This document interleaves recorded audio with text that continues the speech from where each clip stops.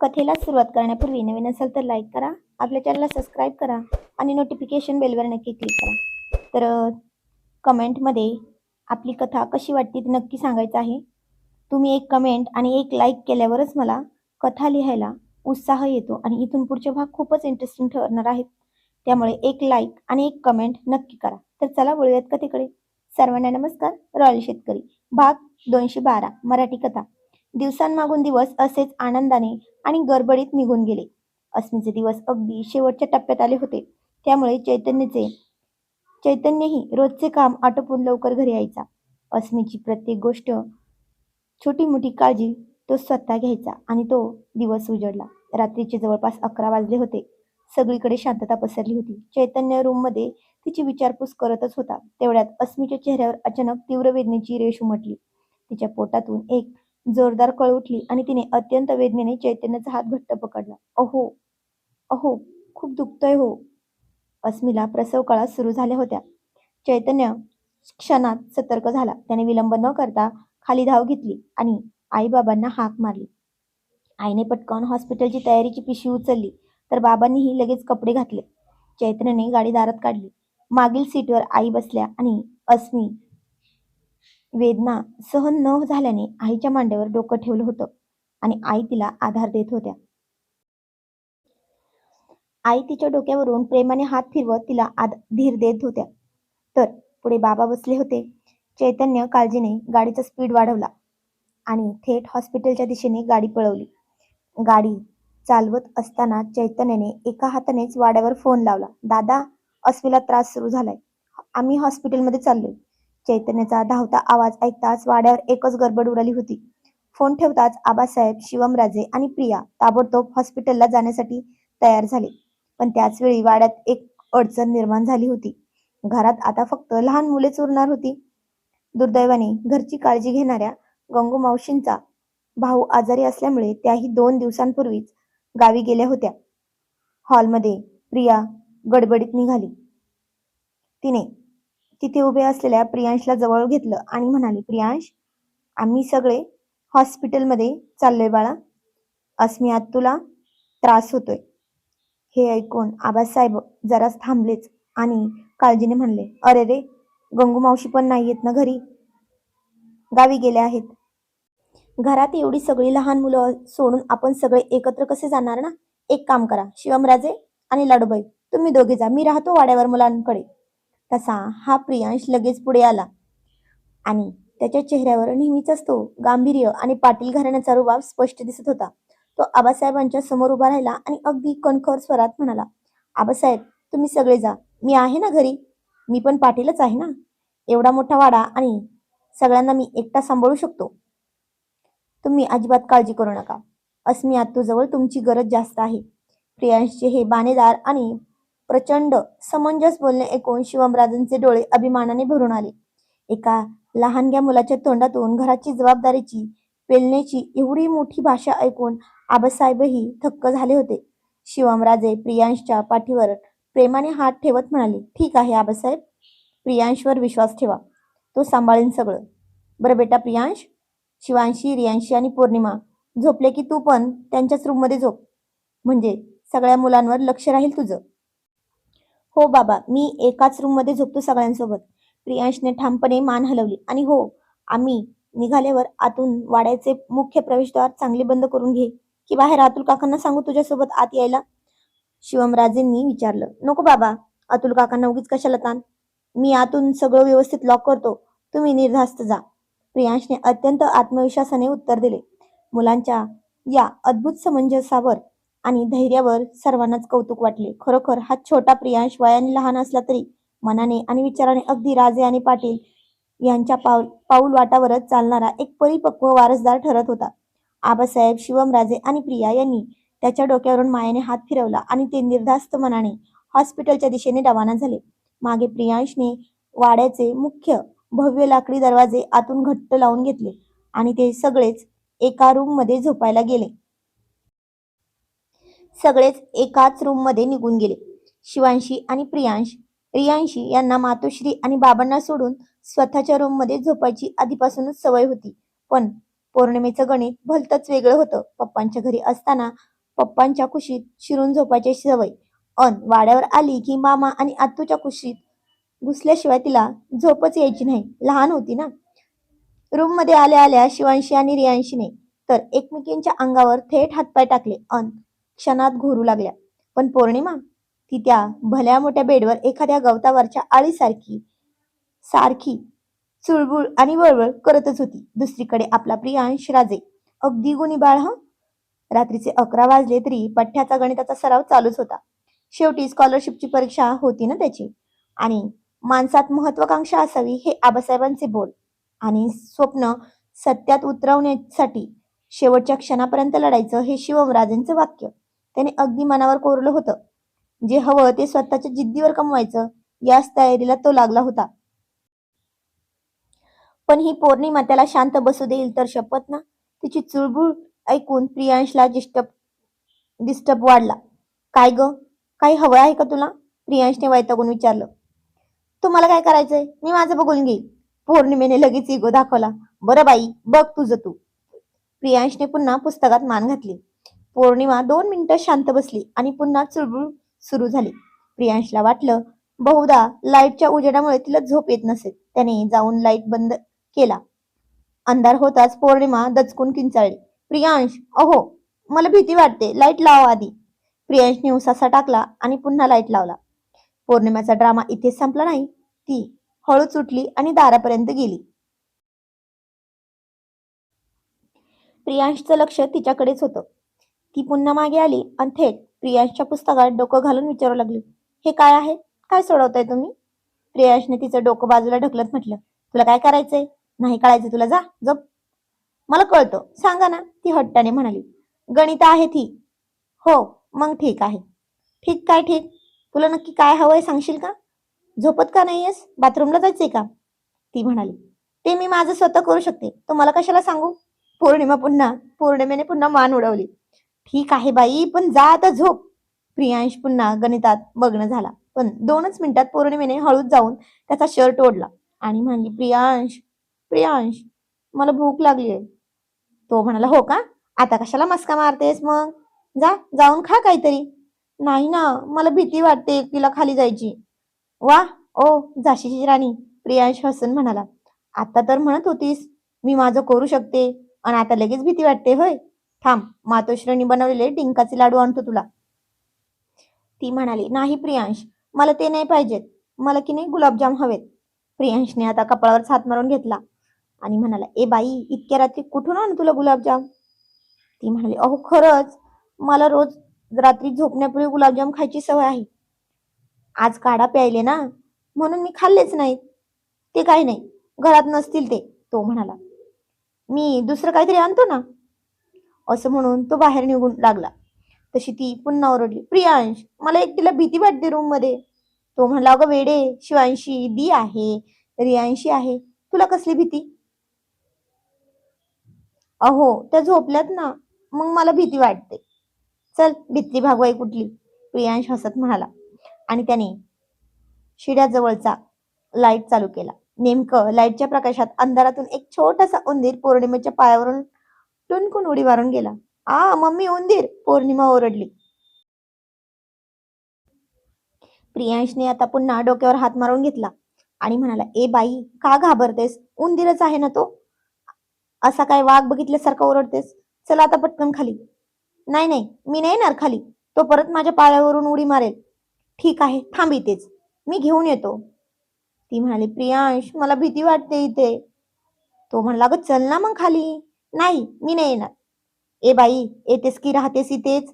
प्रियांशचा पारा चढू लागला होता. तशी पौर्णिमा अगदी लहान बाळासारखं तोंड करून म्हणाली, अहो प्रियांश, मला उचलून घ्या ना. तो म्हणला, ए जा तिकडे, मी नाही घेणार उचलून. तू काय छोटीशी बाळ आहेस का ग आता उचलून घ्यायला? पाय आहेत ना तुला? काल मी आगाऊपणा केला म्हणून उचलून घेतलं होतं, रोज रोज नाही घेणार. पौर्णिमेने लगेच रडायचं नाटक, खोटं खोटं नाटक सुरू केलं आणि म्हणले, हो, मी ना तुमचं नाव मामांना आणि आज तुलाच सांगणार आहे. प्रियांशने हात जोडले आणि म्हणला, बरं बाई, रडू नकोस, चल घेतो उचलून. ती म्हणाली, मला पाटकुळी घ्या. ती हुकूम सोडल्यासारखीच म्हणाली आणि प्रियांश खाली बसला. पौर्णिमा त्याच्या पाठीवर स्वार झाली आणि दोघं खाली किचन मध्ये आले. किचन मध्ये जाऊन प्रियांशने फ्रीज उघडला तर काय नवल, आत मस्त गुलाबजामचा डबा ठेवलेलाच होता. पौर्णिमा लगेच चेकाळून म्हणाली, बघितलं, आत तुला माहितीये मला गुलाबजाम आवडतात म्हणून करून ठेवलेत त्यांनी. मग ती शेल्फ कडे बघत म्हणाली, वाटी आणते मी. ए बुटके, तुझा हात पुरेल का तिथपर्यंत? नाही ना. द्या ना एक वाटी अन त्यात 4 गुलाबजाम द्या. बापरे, 4? प्रियांशने डोळे मोठे करत म्हणाला. खाणं बोकडाचं आणि अंग लाकडाचं. 4 का? हो, 2 मला आणि 2 तुम्हाला. आता हा होता प्रियांश, प्रियाचाच मुलगा. त्याला नाही गोड आवडत. तो म्हणाला, मला नाही आवडत गोड, तुझ्या पुरतेच घेतो मी. नाही नाही, तुम्ही पण खायचे हा. जास्त हट्ट करू नकोस हं, नाहीतर इथेच सोडून रूम मध्ये निघून जाईल. प्रियांश म्हणाला, नाही करत, ठीक आहे 3 घ्या मग. पौर्णिमेने तडजोड केली. प्रियांशने वाटीत गुलाबजाम घेतले, पाण्याची बाटली पण घेतली. आता मला परत उचलून घ्या, पौर्णिमेचा पुढचा हट्ट होता. प्रियांशला आता तिच्याशी वाद घालायचा नव्हता. त्याने गुपचूप तिला पाठीवर घेतलं अन वर रूम मध्ये आणून सोडलं. तिची वाटी तिच्या हातात दिली अन स्वतः पाणी प्यायला. अभ्यासाचं साहित्य आवरताना प्रियांश म्हणाला, खा आता पटकन. ती जरा गाल फुगून म्हणली, प्रियांश तुम्ही पण खा ना. तो म्हणाला नको. पण तिचे पुरीसारखे फुललेले गाल पाहून तो म्हणाला, बापरे, कोणाचे तरी गाल पुरीसारखे फुललेत. प्रियांशने चिडवलं आणि तिच्या समाधानासाठी वाटीतला एक गुलाबजाम हवेत उडवून स्वतःच्या तोंडात टाकत म्हणला, वा, काय मस्त आहे. हे बघून पौर्णिमेचे पुरीसारखे फुललेले गाल क्षणार्धात फुस्स झाले. तिने एका मागोमाग एक 2 गुलाबजाम फस्त केले. धर, पाणी पी आता. प्रियांशने बाटली पुढे केली. नाही. मग गुलाबजामची चव निघून जाईल. अगं वेडाबाई, तोंडाचा वास येईल. नाही येत, मी मागाशीच ब्रश केलाय. बापरे, किती बोलते ही. प्रियांशने मनातल्या मनात कपाळावरच हात मारला. झोप आता. पौर्णिमा पुन्हा शिवांशच्या शेजारी जाऊन पडली. पण कसली झोप झोप येतेच नाही तिला. ती हळूच प्रियांशकडे बघत म्हणली, प्रियांश, मला झोपच येत नाहीये, मामांची सवय आहे मला. प्रियांशने तिच्याकडे बघितलं. अगं किती उशिरापर्यंत जागणार. उद्या सुट्टी आहे म्हणून ठीक आहे, पण आता झोप ग. नाही ना, मला झोप येत नाहीये, ती तोंड पाडून म्हणाली. प्रियांशचा अखेरचा राग विरघळला. तो स्वतःच्या बेडवर आडवा होत म्हणाला, ये इकडे, मी झोपवतो. आणि काय नवल, जणू पौर्णिमा ह्याच संधीची वाट पाहत होती. एका बेडवरून दुसऱ्या बेडवर तिने थेट टुनकन उडी मारली. कितीही थेट प्रियांशच्या पोटावरच.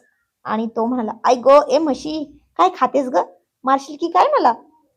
प्रियांश कळवळून ओरडला. पण पौर्णिमाला कशाचं काय.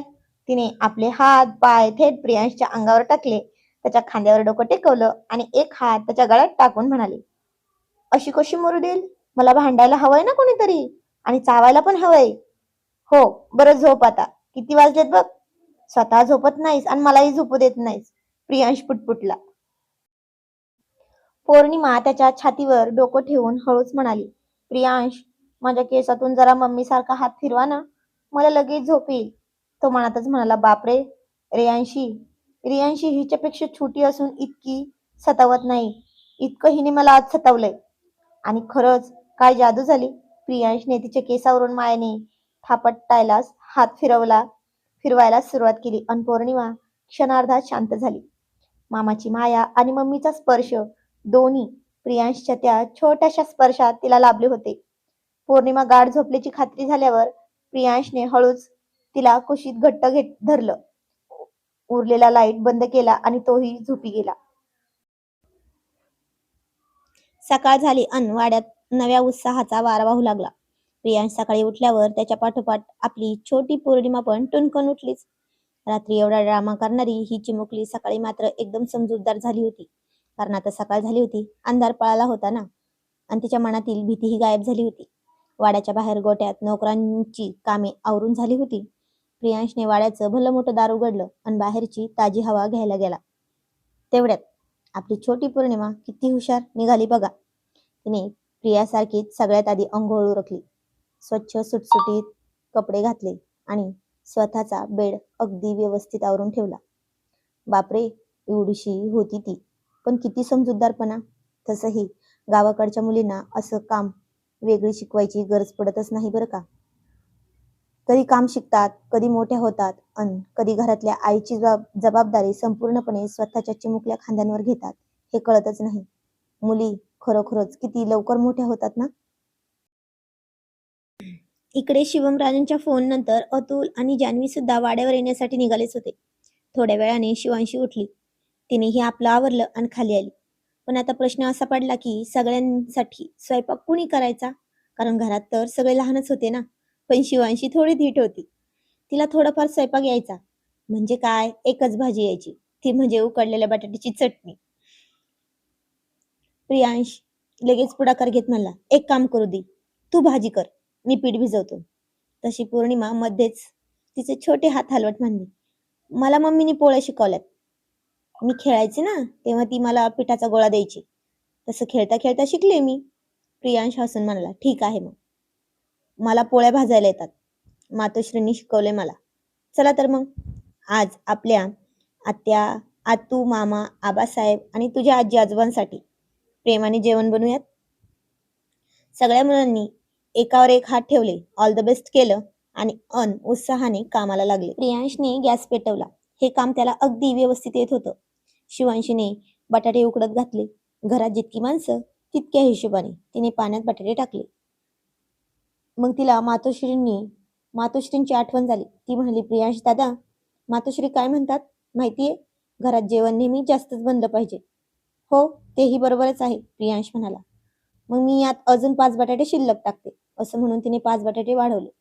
प्रियांशने सुद्धा मातोश्रींच्या पद्धतीनेच एका माणसाची 1 वाटी या हिशोबाने पीठ मोजलं. असं काही वाट्या एक्स्ट्रा पण घेऊन मस्त पीठ भिजवलं. तेवढ्यात पौर्णिमा म्हणाली, मम्मी म्हणते रोज देवपूजा केली पाहिजे. मी देवपूजा करते आणि तुळशी समोर सडा पण टाकते. असं म्हणून ती देवघराकडे पळाली. पीठ भिजवून हात धुवून प्रियांश शिवांशीला म्हणला, दी मी आलोच, पौर्णिमा काय करते ते बघून. हो जा, मी तोपर्यंत वाटाणे निवडते. शिवांशी म्हणाली. प्रियांश देवघरात आला आणि दृश्य बघून थक्कच झाला. पौर्णिमा तर चिमुकली आणि वाड्याचं देवघर तिच्यापेक्षाही उंच. तिने एका छोट्या स्टूलवर उभं राहून नोकराने आणून दिलेली ताजी फुलं देवाला अगदी नेटकेपणाने सजवली होती. खाली असलेल्या देवांना वाकून फुलं वाहिली. पण तिची पूजा करण्याची पद्धत अगदी प्रियासारखीच होती. प्रियाने शिकवलं होतं, सगळा देवघरात चांदीचा आहे म्हणून. सगळ्या देवांना रोज हळदी कुंकू लावलं तर ते झिजतात, खराब होतात. म्हणून पौर्णिमेने पण एकाच सुपारीवर हळदी कुंकू वाहिलं. आता बारी आली देवापुढे दिवा लावण्याची. पौर्णिमेने चिमुकल्या हातांनी काडी पेटीतून काडी काढली, पेटवली, पण ती विझली. तिने दुसरी काडी काढली, दिव्याच्या वातीजवळ नेली, ती पुन्हा विझली. तिने तिसरी काडी पेटवली आणि वातीजवळ धरली. काडी पुन्हा विझणार तेवढ्यात मगाहून आलेल्या प्रियांशने आपले दोन्ही हात दिव्याच्या बाजूला ढालीसारखे धरले. हवेचा झोत अडवला गेला आणि झपकन दिवा पेटला. देवघरात दिव्यांचा मंद आणि पवित्र प्रकाश पसरला. प्रियांश तिच्याकडे कौतुकाने बघत म्हणला, काय ग राणी, कुठे शिकलीस एवढं सगळं? पौर्णिमा मागे वळून प्रियांशकडे बघत तिच्या चेहऱ्यावर एक गोड आणि अभिमानाची कळी उमलली. ती अगदी निरागसतेने म्हणाली, माझ्या मम्मी आणि आत्तूकडून. ते दृश्य इतकं सुंदर होतं की एका बाजूला चिमुकलीची भक्ती आणि दुसऱ्या बाजूला तिची काळजी घेणाऱ्या मोठ्या प्रियांशची साथ. वाड्याच्या देवघरात आज खऱ्या अर्थाने लक्ष्मीनारायणाच्या जोड्याची आणि गुणांची पारखण झाली होती. पण ही केमिस्ट्री जमणार होती की नाही कुणास ठाऊक. आणि पौर्णिमाला त्याचा तो गुबगुबीत हात पाहून पुन्हा लहर आली. कशाची कशाची त्याला चावायची. आणि अरे देवा, आता कुठे 8 वाजले असतील. तशी पचकन त्याच्या हातावर दात रोवले तर तो म्हणाला, झाले का? ती म्हणाली, हो झाले. तो म्हणाला, नाही नाही, अजून झाले नसेल तर पी ना माझं रक्त पी, त्या टीव्हीतल्या व्हॅम्पायर सारखं. देवघरातील त्या मंद दिव्यांच्या प्रकाशात प्रियांश आणि पौर्णिमा काही क्षण एकमेकांकडे बघतच राहिली. चला, पूजा तर झाली, माझं रक्त पण पिऊन झालं असेल ना. आता मॅडम स्वयंपाकघरात चला, नाहीतर शिवांशी दी एकटीच बटाट्याची भाजी खाऊन टाकेल. प्रियांशने मिश्किलपणे तिचे कान ओढले. अहो प्रियांश, मी नाही खाऊ देणार, मी पण मदत करणार आहे ना खायला. अस्मी आणि चैतन्याची ही चुणचुणीत लेक लगेच गाल फुगवून त्याच्या मागे धावली. शेवटी पौर्णिमा आपल्या मामाच्या वाड्यावर आली होती. अन मामाच्या मुलांसोबत तिची ही गोड टशन रोजचीच होती. स्वयंपाकघरात पोहोचल्यावर एक वेगळाच गदारोळ सुरू झाला होता. शिवांशीने बटाटे उकडून तयार ठेवलेच होते. दादा, बटाटे उकडलेत पण साल कोण काढणार? शिवांशीने विचारलं. मी काढणार. पौर्णिमेने लगेच हातपडे केला. पण गरम बटाट्याला हात लावताच, आई गो, हा खूप गरम आहे, असं म्हणत तिने तो लगेच माग खाली टाकला आणि दोन्ही हात कानावर धरले. प्रियांशने हसून एका भांड्यात थंड पाणी आणलं. झाशीची राणी, आधी बटाटा थंड पाण्यात टाकायचा असतो. थांब, मी काढून देतो. मग तू साल काढ. तिघांनी मिळून बटाट्याची भाजी तयार केली. आता खरी कसरत होती ती पोळ्यांची. शिवांशीने पिठाचे छोटे छोटे गोळे करून दिले. पौर्णिमेने पोलपाटावर लाटणट घेतलं आणि गोल पोळी बनवण्याचा प्रयत्न केला, खाली बसूनच. कारण किचन वाटावर हात तर पुरत नव्हता ना, छोटे छोटे होते सगळे. पण तिच्या चिमुकल्या हातातून बनलेली पहिली पोळी गोल होण्याऐवजी भलत्याच नकाशासारखी झाली होती. हे काय ग पौर्णिमा, ही पोळी आहे की कोणता देश ग? शिवांशीने तिची खिल्ली उडवली. पौर्णिमा थोडी हसून म्हणाली, हसू नका नदी, शेवटी पोटातच जाऊन गोल होच होणार आहे ना. पौर्णिमेने तिची आत्या म्हणजे शिवांशी प्रियांची मातोश्रींनी शिकवल्याप्रमाणेच लगेच प्रत्युत्तर दिलं. प्रियांशने तिची ती वाकडी तिकडी पोळी तव्यावर टाकली. मातोश्रींनी शिकवल्याप्रमाणे त्याने सुद्धा पोळी शेकली आणि काय नवल, ती वाकडी तिकडी पोळी तव्यावर येताच अगदी टम्म फुगली. बघितलं, माझी पोळी फुगली. पौर्णिमेचा आनंद गगनात मावेनासा झाला. तर प्रियांश म्हणाला, हो, रात्री गाल फुगवतेस आणि आता पोळी. फरक फक्त एवढाच आहे की ते मी खाल्लं नाही म्हणून फुगले होते गाल आणि आता सगळ्यांना खायची आहे म्हणून पोळी फुगवली. तसं तिघेही खूप हसले. तेवढ्यात वाड्याच्या दारात गाडीचा हॉर्न वाजला. शिवमराजेंचे जिगरी मित्र अतुल आणि त्याची बायको म्हणजे जान्हवी वाड्यावर आले होते. त्यांच्यासोबत आबासाहेब आणि आजी आजोबा गाडीतून खाली उतरले. स्वयंपाकघरातून खमंग फोडणीचा वास अख्ख्या वाड्यात पसरला होता. अतुलने आत येऊन बघितलं तर तिन्ही मुलं बांधल्यासारखी तयारी करून कामात मग्न होती. बापरे, आज वाड्याचे सेफ बदललेत की काय? अतुलने हसून विचारलं. अतुल काका, जान्हवी काकू, शिवांशी आणि प्रियांशने आनंदाने हाक मारली. पौर्णिमेने लगेच पुढे होऊन कौतुकाने सांगितलं, काका, आज आम्ही सगळ्यांनी मिळून जेवण बनवलंय आणि माझी पोळी तर टम्म फुगली. पण आबासाहेबांच्या डोळ्यात हे दृश्य बघून कौतुकाचे अश्रू आले. शिवमराजे आणि प्रियाचे संस्कार या मुलांमध्ये अगदी ठासून ठासून भरले. ते हळूच फुटफुटले. पौर्णिमाने अगदी आदराने पुढे म्हटलं, तुम्ही सगळे बसा, मी पाणी आणते. तर जान्हवी म्हणाली, बेटा मी आणते. तर ती म्हणाली, नाही, तुम्ही बसा, तुम्ही आज आमच्या घरी आलेत, पाहुणे आहात ना. आता असं वाटत होतं की हे भातुकलीचा खेळच मांडला की काय होता त्यांनी. काही वेळाने शिवांशी म्हणाले, बरं ठीक आहे आबासाहेब, आजी आजोबा, अंकल आंटी, हात पाय धुवून घ्या. आम्ही सगळेजण पंक्तीला जेवायला बसा तुम्ही सगळे.